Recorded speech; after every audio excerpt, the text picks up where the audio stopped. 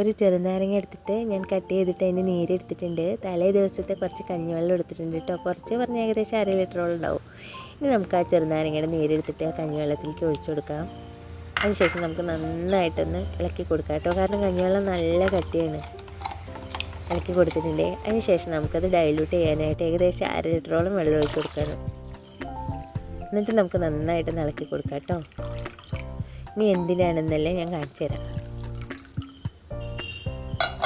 നന്നായിട്ട് ഇളക്കി കൊടുക്കണം കേട്ടോ. കാരണം കഞ്ഞിവെള്ളം അങ്ങനെ കട്ടിയായിട്ടിരിക്കുകയാണ്.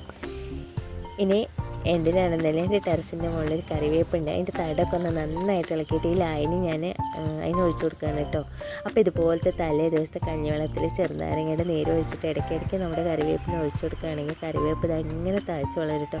അതുപോലെ ഇതേപോലെ നമ്മുടെ കയ്യിൽ തൈരുണ്ടെങ്കിൽ കേടുവന്ന തൈരായാലും വേണ്ടില്ല, ഇങ്ങനെ ഡൈല്യൂട്ട് ചെയ്തിട്ട് ഇതിൻ്റെ കടക്കിൽ ഒഴിച്ചു കൊടുക്കുകയാണെങ്കിലും ഇതുപോലെ ഇങ്ങനെ തഴച്ച് വളരും. പിന്നെ നമ്മുടെ കയ്യിൽ ആട്ടുംകാട്ടോ അതുപോലെ ചാണകപ്പൊടിയോ കോഴിക്കാട്ടോ ഉണ്ടെങ്കിൽ അതൊക്കെ ഒന്ന് ഇടയ്ക്കിടയ്ക്ക് ഇട്ട് കൊടുക്കണം. പിന്നെ തടം ഇളക്കി കൊടുക്കുക. അങ്ങനെയൊക്കെ ചെയ്തതുപോലെ കറിവേപ്പ് തഴച്ച് വളരും കേട്ടോ.